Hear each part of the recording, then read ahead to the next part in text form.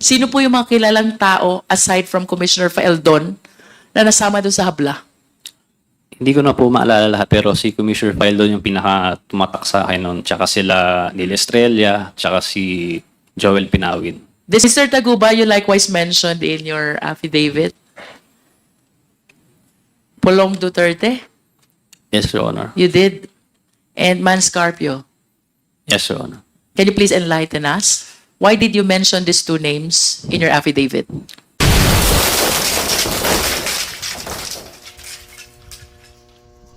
Mark Taguba, trending matapos isiwalat o ibunyag di umano ang kilalang personalidad na sangkot sa ginagawang illegal dyan sa Bureau of Customs. Kaya tara, sabay-sabay nating panoorin. Pero bago yon, huwag mo kalimutan mag-subscribe. Alright. Thank you, Mr. Chair. Mr. Taguba, you also mentioned in your affidavit that for quite some time, wala kang nare-receive na alert on your shipment. Tama? Yes, Your Honor. And I suppose that that is because of the TARA system to which you submitted yourself. Yes, Your Honor. However, after some time, biglang nakaka-receive ka na ng alert. Yes, Your Honor. In other words, nagkakaproblema yung release ng mga shipment mo. Yes, Your Honor. What did you do? Minsan, ang ginagawa lang nila yan para, kasi pagka may alert, pupunta ka sa kanila, aaregluhin mo. So parang form lang ng additional na bayad sa kanila. Additional SOP? Oo, Tama para ba lang yun? ma-release yung container. Parang lambing siguro, parang ganun yung lumalabas. Ang mahal alert naman ka. nila lumambing. Oo. They will annotate something on your document to Opo. make sure that, you said that in your affidavit, they're leaving the number in your document to make sure that you call them Yes, so Your you Honor. will be able to settle whatever requirement is being asked of you. Tama po ba? Yes, Your Honor. And then after some time, lalong tumindi yung problema mo. Tama?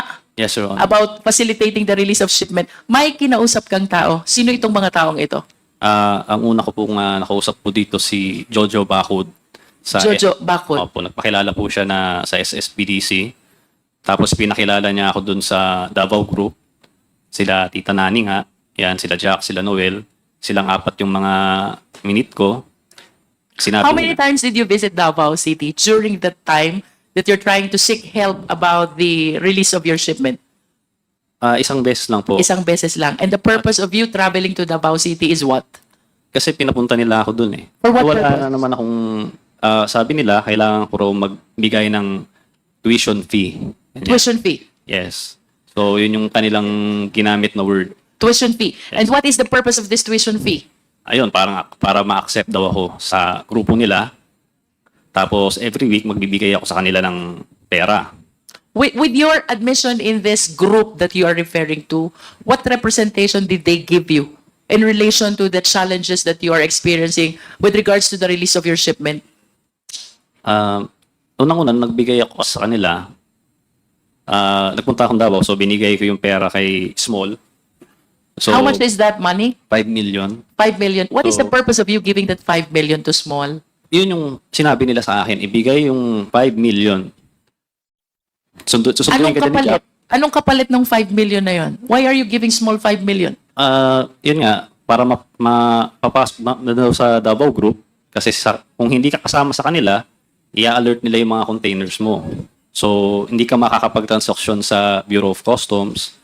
So, sa pagkakaintindi ko, lahat ng players ginawa yun. Kailangan By lahat ng players, are you referring to all people who are engaged in facilitating release of shipment? Yun ba ibig Oo, sabihin mo?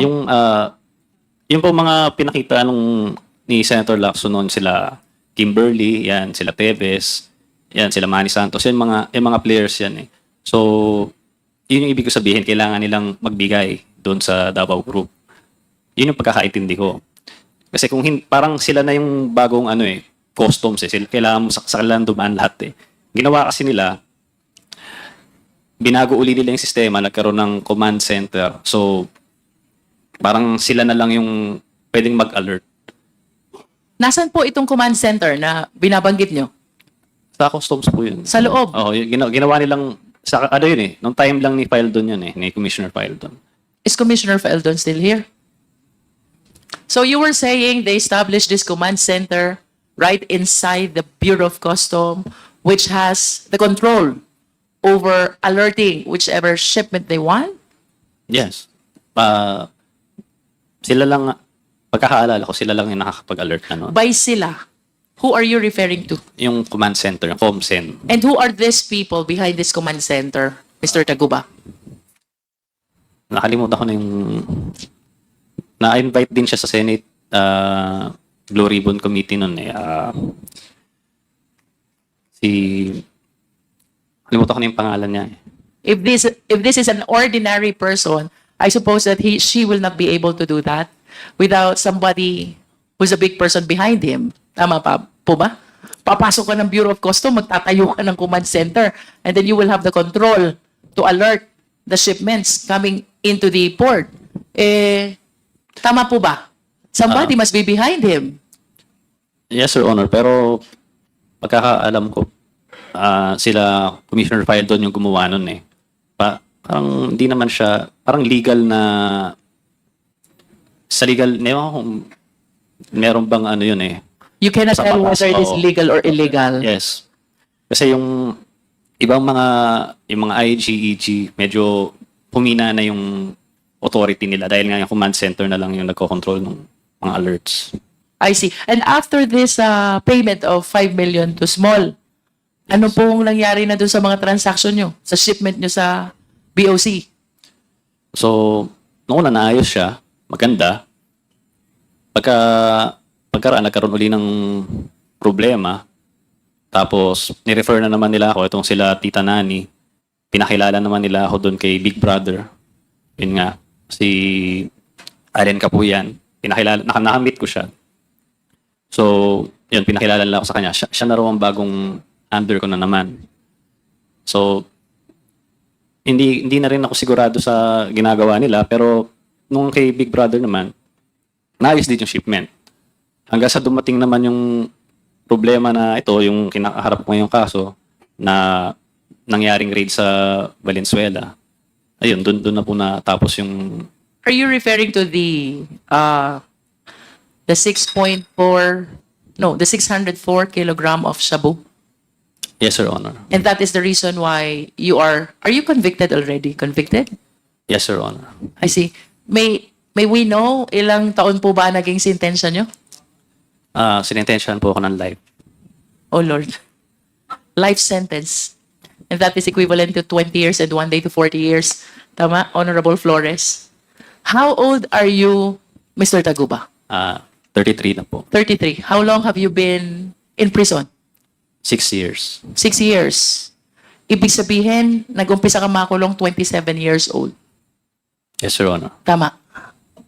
And if we can bring back those days, anong gagawin mo to be able to avoid this very sad fate that you're going through right now? Siguro hindi ko na pinasok sana tong Sana sa iba ka na lang nagtrabaho, ano? Opo.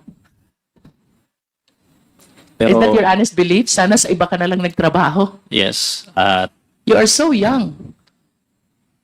tsaka very unfair yun nangyari talaga. Na-convict ako na ganito. Okay, let us hear you. Why are you saying that this is very unfair? Unang-una, lokohan lang yung kaso. Nung nag-imbestiga sa NBI, preliminary investigation, lahat po ng dinaanan ng kargamento, kinasuhan. So hanggang sa pinakataas, hanggang sa pinakababa. So ang kaso sa amin is conspiracy. Pero nagawa nila ng paraan na pwedeng conspiracy nga siya, pero matatanggal yung mga matataas na tao, tulad nila Commissioner Fayaldon, at kami may iwan. So inilaban namin sa korte yun na bakit ganon. Ang naging ano ko nang laman, partisipasyon is nagproseso ng dokumento at may tracking, nideliver dun yung container.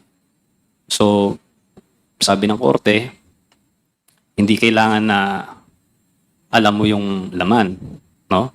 Kasi mala prohibita. Okay?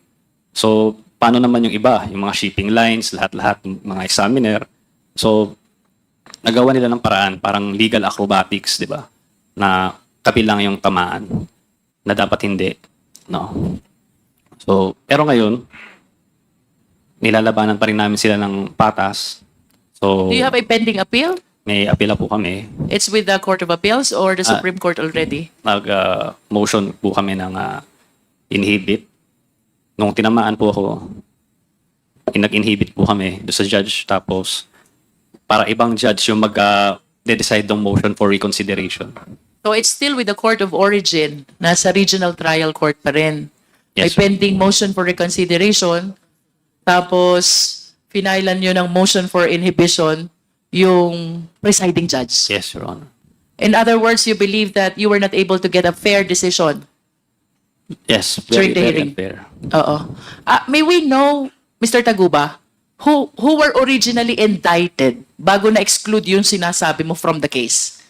How many were you? Ilan kayo yung original na nakahabla? Napakarami po namin kasi naalala ko noon, no, nasa NBI pa kami, nagpresenta doon sa preliminary investigation. Ang dami po namin nagbibigay ng affidavit. Nandoon po sila Commissioner Fildon, nandoon po sila Neil Estrella, Joel Pinawin. So, sabi ko nga, conspiracy, dapat lahat kami acquitted kung lahat. Kung acquit, kung ano naman, kung convict, di dapat convicted kami lahat. Kasi ganun lahat ng dinaanan ng container. So, nagawa nila ng paraan na kami lang ang makasuhan. Mr. Taguba, ito bang sinasabi mo marami kami na hinabla? Were you represented by one lawyer only? Or you have different lawyers? Iba-ibang lawyer po. Iba-iba? Opo. Ibig sabihin yung defenses nyo, iba-iba din. Opo. Depende sa strategy ng mga lawyers na humawak sa inyo, no? Opo. And can you please name names of those who were included in the charge, the prominent ones? Sino po yung mga kilalang tao aside from Commissioner Faeldon na nasama doon sa habla? Hindi ko na po maalala lahat pero si Commissioner Fildon yung pinaka tumatak sa akin noon. Tsaka sila Neil Estrella, tsaka si Joel Pinawin. These are all BOC officials? Yes, Your Honor. And upon conviction, sinong kasama mo na lang? Ako, si Irene, tsaka si Kenneth, tapos yung Budigero. So there were 4 of you Yes. who were convicted. Budigero, the tracker, the broker, and the other one is the facilitator of your document. Kasama ba si Irene? Yes, Your Honor. And all the BOC officials were excluded from the charge. Yes, Your Honor. At saka, tingin ko yun din yung dahilan. Kaya, siyempre, pag lumalabas sa balita, laging customs broker, Mark Taguba. So, sa mga hindi nakakaintindi, siyempre, pagka narinig mo yung customs, di may tinamaan na tatrabaho sa customs. So, gumagana yung natin, justice system natin. Walang BOC official na nakasama. Wala, kahit isa. All of you were private individuals. Yes, Your Honor. Who was able to apprehend this shipment? Sino pong nakahuli nito? Ang nakahuli nito, nakakatawa po kasi yung warehouse po, si Chen Julong, may-ari po noon. Wala na po ata sa bansa kasi hindi po siya nakakulong, hindi po siya nakulong kailanman. Ang nakahuli po nito, sila Neil Estrella, sila Commissioner Fildon, tsaka sila Joel Pinawin. Meron po silang litrato ni Chen Julong na parang body-body lang sila nung nag-raid sila doon. Hindi nila hinuli nung nag-raid sila doon. Yung si Chen Julong. Ang nangyari, tinuro kami kahit wala naman talagang pweba o ebidensya na magtuturo sa akin. So, ako nadiin. Sino si Kenneth Dong? Si Kenneth Dong po, yung isa sa kliyente ko po. Siya po yung sa akin nung mag-process ng container na yon, MCLU 600-1881. So if Kenneth Dong is the one who approached you to process the release of this container, who is the owner of that container? Siyempre nung unang pagkakaalam ko po si Kenneth Dong kasi nga siya yung kausap ko . So nung pumutok na po itong balita, nagkaroon ng raid sa Valenzuela, tsaka ako nalaman na ayun nga, ang dami po lang layer. So si Chen Julong, tapos may Manili pa, tapos kung ano-ano pa . So hindi ko alam talaga kung sinong may-ari nung container. Sinasabi niya si Manili. Si Manili naman may ibang tinuturo. Hindi ko alam kung kanino talaga yung container, ma'am. But you were saying that the shipment was seized during the time that it was already in the warehouse. Yes, Your Honor. Who owns the warehouse? Si Chen Julong.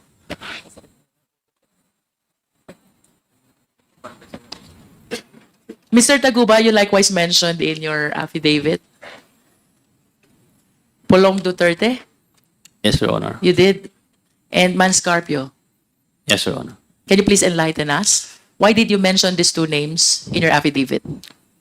Actually, Your Honor, ang nagme-mention naman yan, yung mga personalidad na sinabi ko, sila Tita Nani and sila Jack, na, ayun nga, si Pulong Duterte ang mag-aayos ng, magbibigay ako ng pera sa kanila.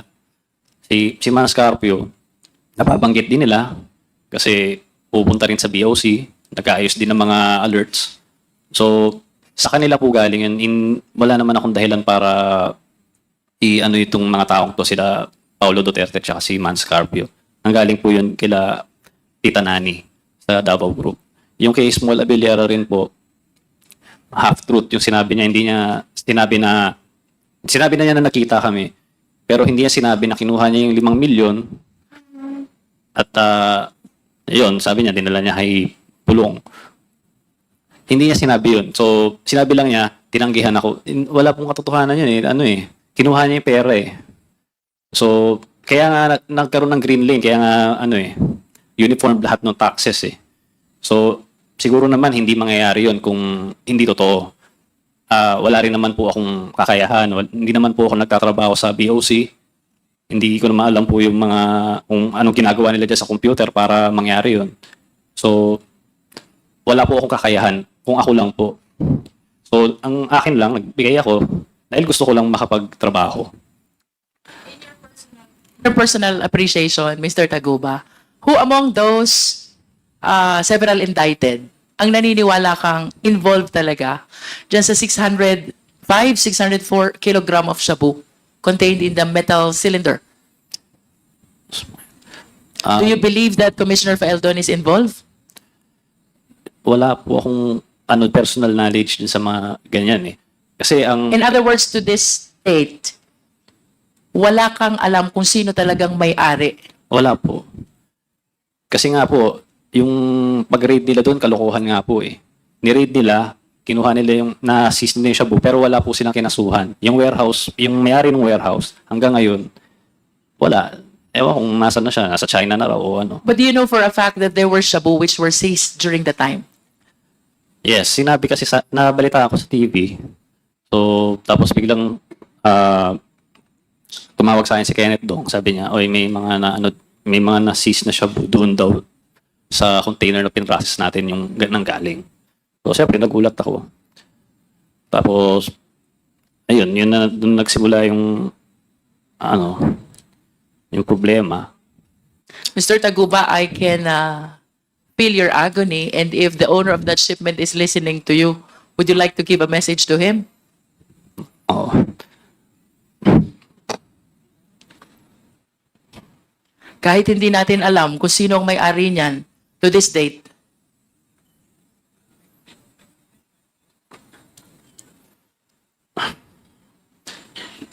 You lost already 6 years of your life. You're so young.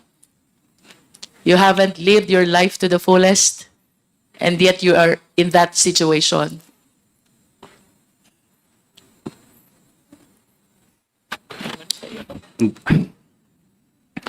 Napakahirap po talaga. Kasi tingin ng mga tao sa akin, drug lord ako. Nung unang punta ko sa RDC, tinanong ko sa akin ng mga gumagawa nun dun kung pwede ba ako mag-supply sa kanila. Sabi ko, wala po talaga akong kinalaman dyan. Ang hirap mo.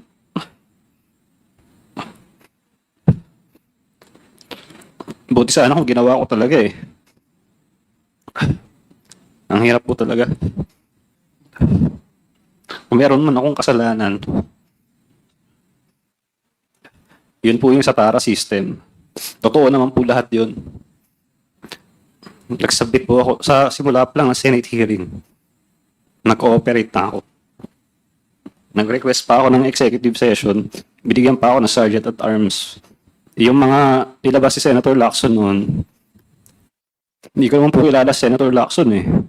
Sarili niyang investigasyon yun eh. Yung mga nilabas siyang flowchart.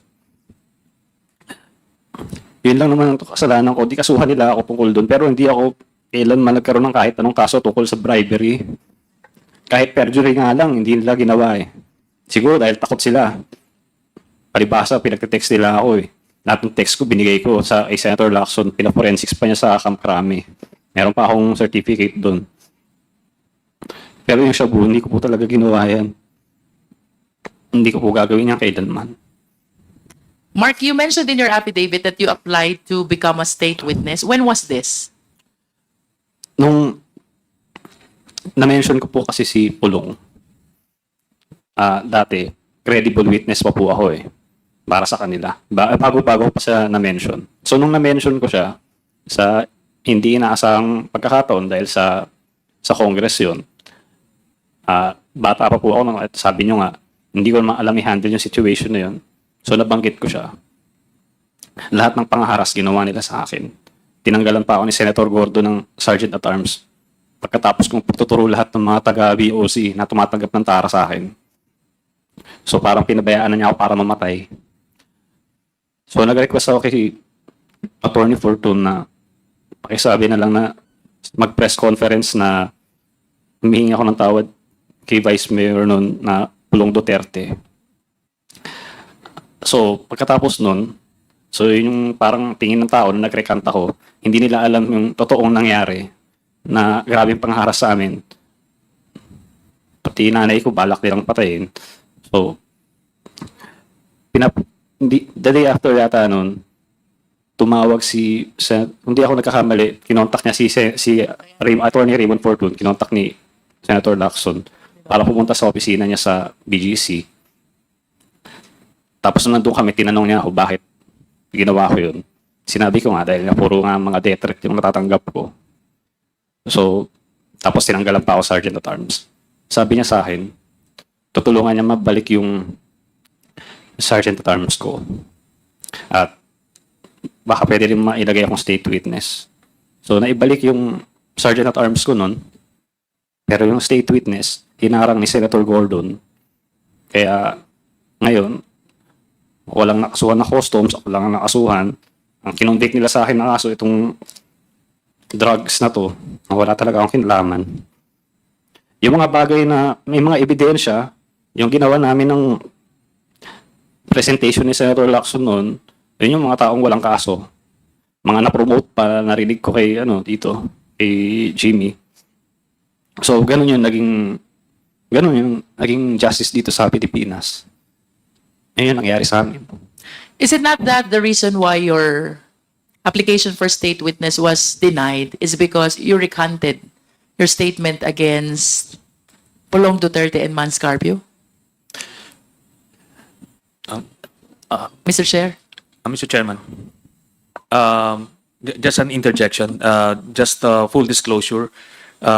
Mr. Mark Taguba is a witness, one of the witnesses in my illegal drug smuggling case against Mr. Pulong Duterte and Small Abiliera and the others. And right now, Where is that pending, Senator? it's pending with the DOJ. It's still pending. It's due for preliminary investigation yet. Yes, ma'am. And as for his status as for the inclusion in the witness protection program, it's also pending, Mr. Chairman, and right now, I got word from his lawyer that he is receiving threats right now from some people involved in the case, and that's why I'm going to plead on his behalf that he would be temporarily transferred into the detention facility of the House of Representatives, just so we can protect him, Mr. Chairman. Mr. Chairman, Anyway, Mr. Chairman, Okay, Congressman Paduano. the manifestation of former Senator Trillanes with regards to the request, no, I also personally talked to Mark Taguba just a few minutes ago. Mr. Chairman, we will just discuss it on the admin matters.